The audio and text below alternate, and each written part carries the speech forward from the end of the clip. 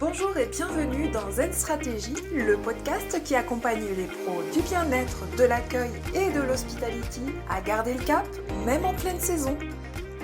Aujourd'hui, on va parler d'un sujet à la fois délicat, sensible et pourtant incontournable, la gestion des conflits.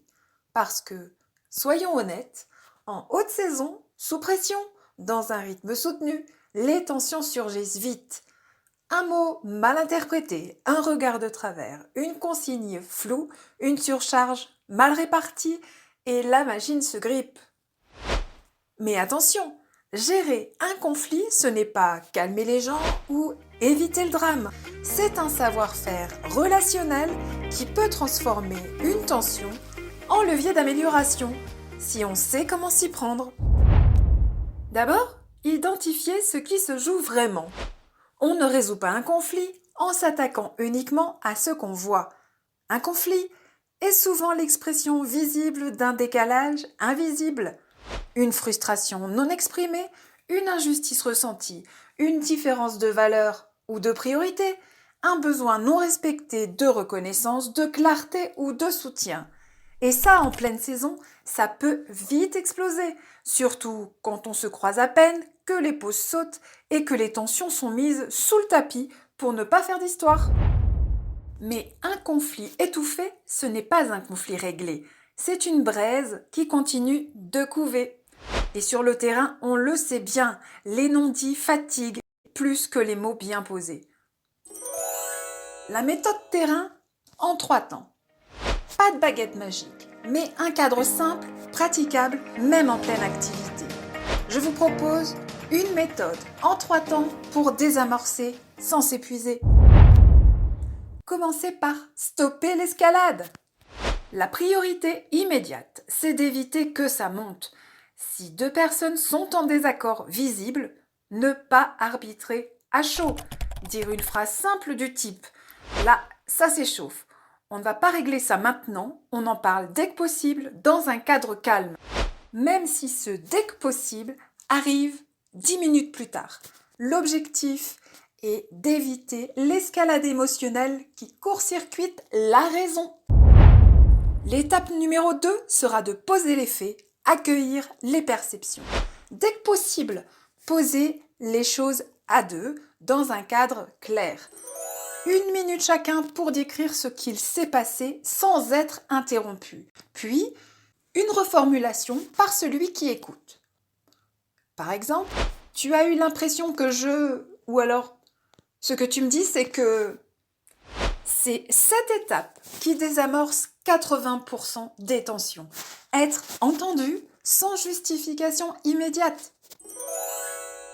La 3e étape sera de trouver un ajustement concret. Posez la question clé. Qu'est-ce qu'on peut faire différemment dès maintenant pour éviter que ça se reproduise ? Et choisissez une micro-action faisable, comme réajuster une répartition, clarifier une consigne, installer un signal simple quand ça déborde. Pas besoin de grands discours, mais d'un petit engagement partagé, praticable dès demain. Voici 3 outils concrets, utilisables, même en pleine saison. Le point 2 minutes en fin de shift. Chacun partage une chose qui a bien fonctionné et une tension ressentie. Rapide, sans débat, mais ça fait circuler l'info avant que ça ne s'enquiste. Quand le rythme est trop tendu, on peut simplement proposer un mot-clé oral ou une note rapide sur un tableau partagé, un rond vert pour ce qui a bien roulé et un beau rond rouge pour ce qui a tendu ou agacé, en mode signal, pas reproche. L'objectif, c'est de faire remonter l'information, sans dramatiser, pour pouvoir y revenir si besoin. Le 2e outil, trouver un référent écoute flash. Désignez une personne de confiance, souvent le responsable d'équipe ou la personne la plus expérimentée et respectée, comme un point d'appui en cas de tension. Son rôle, être disponible pour un débrief express en 5 minutes quand c'est nécessaire. Le simple fait de savoir qu'on peut lui parler dans un cadre prévu rassure, régule et limite l'effet cocotte-minute. Et non, ce n'est pas une charge en plus, c'est un levier d'apaisement, valorisant et stabilisant. Le troisième outil concret, le pacte feedback collectif. Dès le début de saison, on peut poser un pacte d'équipe. On s'engage à dire ce qui ne va pas dans les 48 heures. Pas pour râler, mais pour éviter les non-dits, clarifier les malentendus, garder une dynamique adulte et constructive. Ce pacte, même informel, autorise la parole et désamorce l'invisible.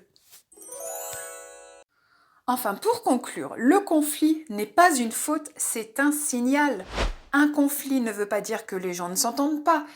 Il dit que quelque chose coince dans le système, une charge, une posture, un besoin.